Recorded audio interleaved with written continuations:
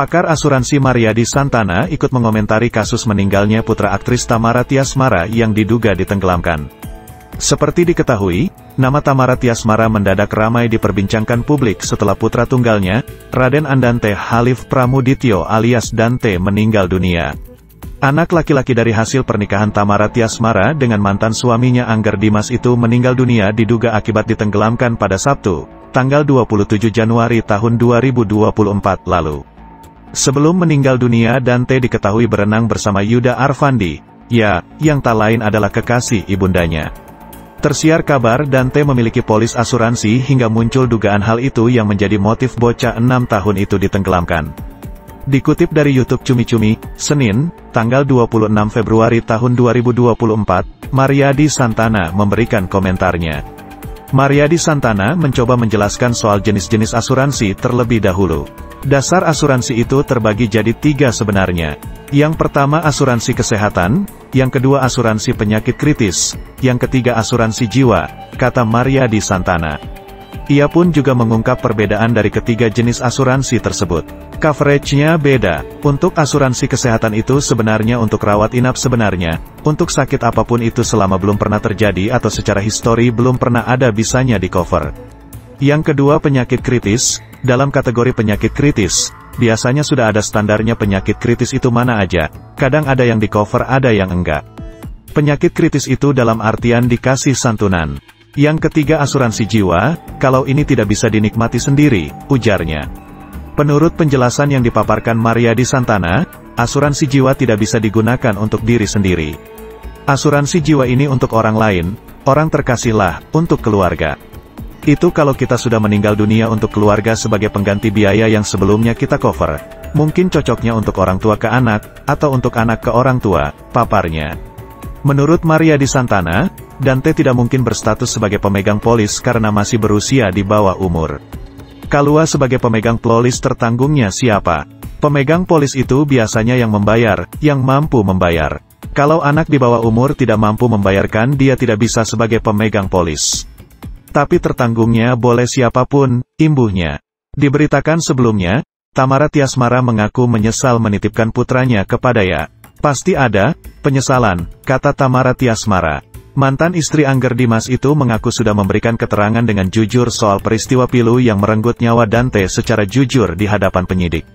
Aku sudah speak up sama penyidik dan psikolog jadi apa yang aku tahu udah, katakan, sejujur-jujurnya, sambungnya. Tak hanya itu aktris 29 tahun tersebut juga menanggapi soal aksinya menggalang donasi untuk mendiang Dante hingga memantik hujatan dari warganet. Donasi itu sebenarnya, warganet, nggak tahu ya, itu sebenarnya orang yang mau ngasih uang duka ke aku, udah gitu aja. Kan di rumah kemarin banyak yang mau kasih uang duka. Terus manajerku bilang bikin, donasi, ini aja, tutup Tamara Tiasmara. Ada satu dugaan motif sebenarnya dalam kematian Dante anak Tamara Tiasmara dan Angger Dimas yakni terkait asuransi. Terkait dugaan ini, pakar keuangan ikut menanggapi soal dugaan motif asuransi di balik aksi Yuda Arfandi menenggelamkan Dante. Polda Metro Jaya diketahui menetapkan kekasih Tamara Tiasmara, Yuda Arfandi sebagai tersangka dalam kasus kematian Dante. Hal ini terbukti berdasarkan rekaman CCTV di area kolam renang. Kekasih Tamara Tiasmara sengaja tenggelamkan Dante hingga meninggal dunia. Yuda Arfandi bahkan dijerat pasal berlapis lantaran terbukti tenggelamkan anak Tamara Tiasmara sebanyak 12 kali. Kendati begitu, beredar isu motif Yuda Arfandi, kekasih Tamara Tiasmara, tega menenggelamkan Dante, anak Tamara dan Angger Dimas, demi mencairkan asuransi Dante. Menanggapi soal asuransi, pakar keuangan akhirnya angkat bicara. Dijelaskan oleh pakar keuangan soal asuransi jadi dugaan motif Yuda Arfandi membunuh Dante. Pakar mengatakan bahwa asuransi bisa dicairkan dengan aturan yang tertanggung membayar asuransi tersebut.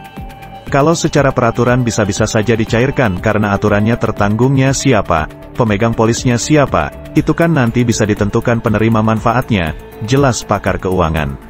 Dilansir YouTube Cumi Cumi, Minggu, tanggal 25 Februari tahun 2024. Meski begitu, ia menjelaskan bahwa asuransi tidak semudah itu untuk dicairkan. Pasalnya ada syarat dan ketentuan yang jelas dari awal. Asuransi itu tidak semudah itu juga untuk dicairkan.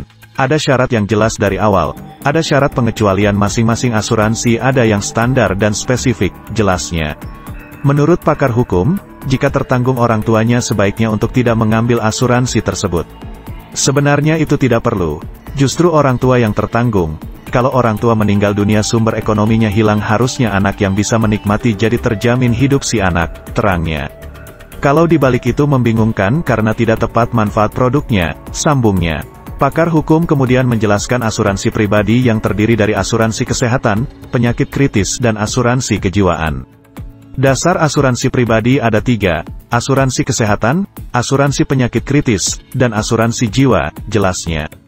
Kalau pemegang polis, yang membayar, karena kalau anak di bawah umur kan yang mampu membayar tertanggung boleh siapapun, sambungnya. Asuransi jiwa sama, bisa sebagai pemegang polis bisa membayar melalui orang lain, tapi kalau tertanggung sebaiknya punya nilai ekonomis, jika meninggal dunia itu nilai ekonomis bisa tergantikan, pungkasnya. Sementara menurut pengakuan Tamara melalui sahabatnya, Soraya Rashid, membantah spekulasi tersebut. Tamara mengaku bahwa asuransi Dante sudah tidak aktif lagi karena dia tidak membayarnya. Bahkan, Tamara harus mengeluarkan uang pribadi untuk biaya pengobatan Dante sebelum dia meninggal. Pada tanggal 27 Januari tahun 2024, Tamara Tiasmara mengantar Dante ke rumah Yuda Arfandi. Kemudian, Yuda Arfandi bersama Dante dan anak kandungnya pergi ke kolam renang. Arfandi pertama kali menenggelamkan anak kandungnya, MMA, di kolam sedalam 1,3 meter. 20 menit kemudian, dia melakukan hal yang sama kepada Dante di kolam renang sedalam 1,5 meter. Dante kehabisan napas karena secara terus-menerus ditarik kaki dan pinggangnya ketika berusaha meraih tepi kolam renang. Akibat kejadian tersebut, Yuda Arfandi dijerat pasal 76C Junto pasal 80 Undang-Undang Nomor 35 Tahun 2014 tentang UUD Perlindungan Anak, pasal 340 KUHP tentang pembunuhan berencana, pasal 338 KUHP tentang pembunuhan dalam bentuk biasa, dan pasal 359 tentang kelalaian yang menyebabkan kematian.